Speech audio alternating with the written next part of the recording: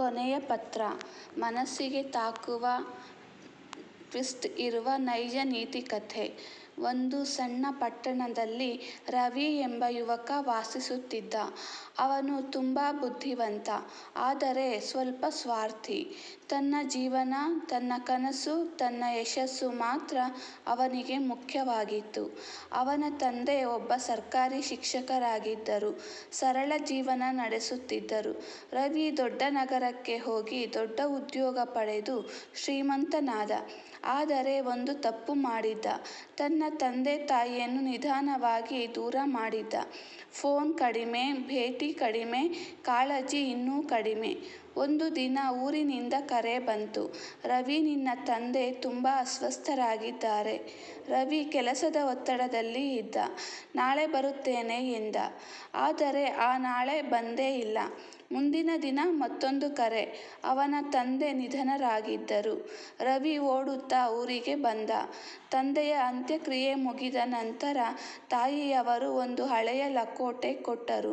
ಇದನ್ನು ನಿನ್ನ ತಂದೆ ಸಾಯುವ ಮುನ್ನ ನಿನಗೆ ಕೊಡಲು ಹೇಳಿದ್ದರು. ರವಿ ಅದನ್ನು ತೆರೆದ. ಅದರೊಳಗೆ ಒಂದು ಪತ್ರ. ಅದರ ಮೊದಲ ಸಾಲು ಓದಿದ ಕ್ಷಣ ಅವನ ಕಣ್ಣಲ್ಲಿ ನೀರು ತುಂಬಿತು. ಪ್ರಿಯ ಮಗ ರವಿ, ನೀನು ಈ ಪತ್ರ ಓದುತ್ತಿದ್ದರೆ ನಾನು ನಿನ್ನ ಜೊತೆ ಇರುವುದಿಲ್ಲ. ಪತ್ರದಲ್ಲಿ ತಂದೆ ಬರೆದಿದ್ದರು. ನೀನು ಚಿಕ್ಕವನಿದ್ದಾಗ ನಡೆಯಲು ಕಲಿತೆ, ಬಿದ್ದಾಗ ನಾನು ಹಿಡಿದೆ, ಓದಲು ಕಲಿತೆ, ತಪ್ಪಾದಾಗ ನಾನು ತಿದ್ದಿದೆ, ದೊಡ್ಡವನಾದೆ, ದೂರ ಹೋದೆ. ಅದಕ್ಕೂ ನನಗೆ ಬೇಸರ ಇರಲಿಲ್ಲ. ಆದರೆ ಒಂದು ದಿನ ನೀನು ಹಿಂತಿರುಗಿ ನೋಡುತ್ತೀಯೆ ಎಂದು ಕಾಯುತ್ತಿದ್ದೆ. ರವಿ ಅಳತೊಡಗಿದ. ಪತ್ರದ ಕೊನೆಯಲ್ಲಿ ಒಂದು ವಿಳಾಸ ಇತ್ತು. ನನ್ನ ಕೊನೆಯ ಉಡುಗೊರೆ ಅಲ್ಲಿ ಇದೆ.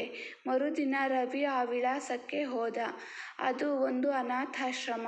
ಅಲ್ಲಿನ ವ್ಯವಸ್ಥಾಪಕರು ಅವನನ್ನು ನೋಡಿ ನಗುತ್ತಾ ಹೇಳಿದರು, ನಿನ್ನ ತಂದೆ ಪ್ರತಿ ತಿಂಗಳು ಇಲ್ಲಿ ಹಣ ಕೊಟ್ಟು ಮಕ್ಕಳನ್ನು ಓದಿಸುತ್ತಿದ್ದರು.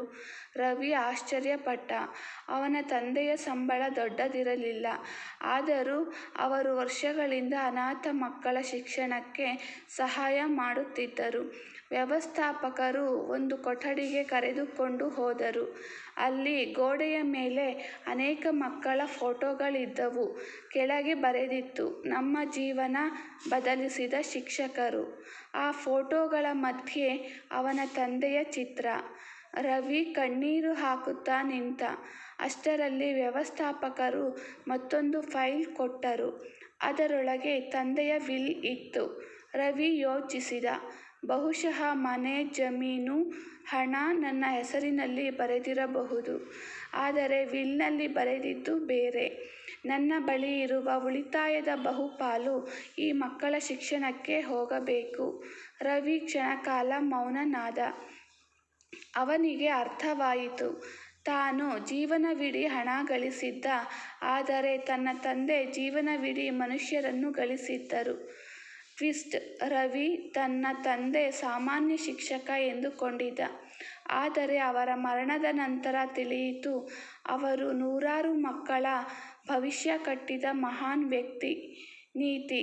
ನಿಜವಾದ ಸಂಪತ್ತು ಬ್ಯಾಂಕ್ ಖಾತೆಯಲ್ಲಿ ಇರುವುದಲ್ಲ, ನಮ್ಮಿಂದ ಯಾರ ಜೀವನ ಬದಲಾಗುತ್ತದೆ ಎಂಬುದೇ ನಿಜವಾದ ಸಂಪತ್ತು.